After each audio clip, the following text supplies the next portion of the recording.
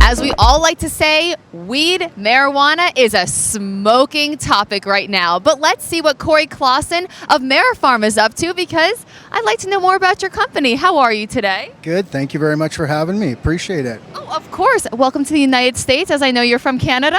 Correct. I am from Saskatchewan. Saskatchewan. Very cool. So what exactly does your company do?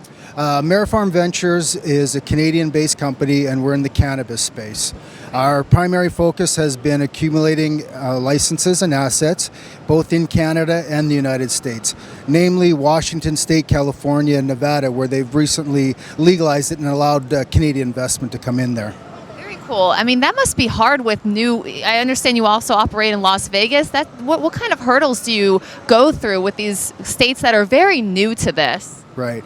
Well, for the first part of it is that these states actually open it up to foreign investment or foreign ownership. So in California, Nevada specifically, we are actually allowed to own the licenses as a Canadian company. We are publicly traded. We trade in Canada, in the US, and overseas in Germany as well. And we actually get to hold the license. So as it stands right now, for example, in the state of Nevada, we're the largest license holder in the state of Nevada. What an achievement. And is this for medical marijuana, recreational marijuana? That's a great question. In November of 2016, the state of Nevada voted yes to full-blown legalization. So our licenses at the time were strictly for medical, but once the new laws came in place, our licenses became duly licensed for both recreational as well. And are there specific products for each one? It's basically more of a price point. So on the medical marijuana side, predominantly, it's pretty much the same sort of cannabis, but it's a price point. So on the medical side, it's patients, it's medicine, so it's more of a price component, which they're not paying what you would pay for recreational. So Corey, Las Vegas, I mean, that sounds like a huge market. It really is. You know, put it into perspective. Canada, for example, landmass-wise, it's the second largest country on the planet, but we've got 35 million people. Now, depending on which stat you go with, through the McCarran Airport in Las Vegas or the tourism industry stats that they use, you could be talking 42 to 50 million people come to visit a street. Okay, so you think of the potential that we have up in Canada. Canada, they figure, is a $6 to $10 billion market. In Canada, the stats show that about 1 in 7 people partake in cannabis ingestion. And that works out to about a $6 billion annual figure. Now, Vegas is not there yet, but what is so interesting is that they've got that massive influx of people. I mean, every month you've got about 4 million people. I mean, you've got a massive city turning over every 30 days in Las Vegas. So what's interesting about Vegas is the stats show that 70% of the people that come to Vegas still don't know that it's legal to consume recreational marijuana. And number two, it's illegal to smoke it in public. They have not given them any designated areas to ingest cannabis.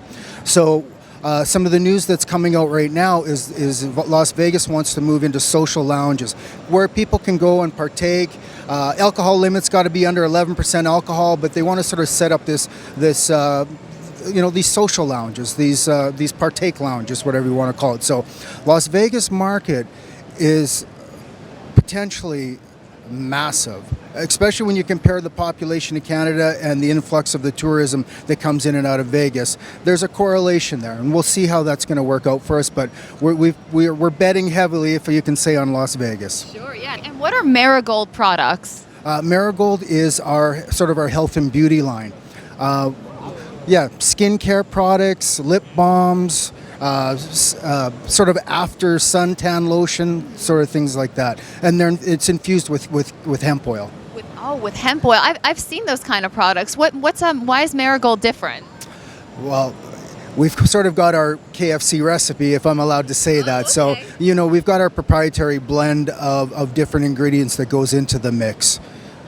And really, that's what it comes down to. I mean, hemp is the key. Cannabis is the key. It has a lot of health benefits to it, and with the skincare and whatnot. We're getting very good reviews on it. Very good. Well, I'm excited to check that out. Now, I understand Canada is up to some serious news. They are going fully legal, correct, this year? Yeah, looks like they've pegged the date finally for October 17th after numerous back and forth in the Senate and different delays and things like that. But yes, thankfully now we have an October 17th date. So you say thankfully. How will that affect your company? Well, up until this point, we'd been focused primarily in the States, accumulating licenses and assets in the States. But now we can finally bring into some of our plans that we have for the Canada space into fruition. And we just recently announced a letter of intent to take over another company, Full Spectrum Medicinal. And they've got some proprietary things when it comes to the lighting and their growing methodology and whatnot. So we're really excited to see where we can go with that LOI. I'm excited too. And you know what? I would love to see you in New York. Will we ever see you here? Oh, absolutely. I plan on coming back frequently. All right, a man on a mission. Well, Corey, it was so nice to talk with you today. Again, a smoking hot topic, as we like to say. And we hope to see you in New York again. Have a nice trip. Thank you very much for having me. Appreciate it.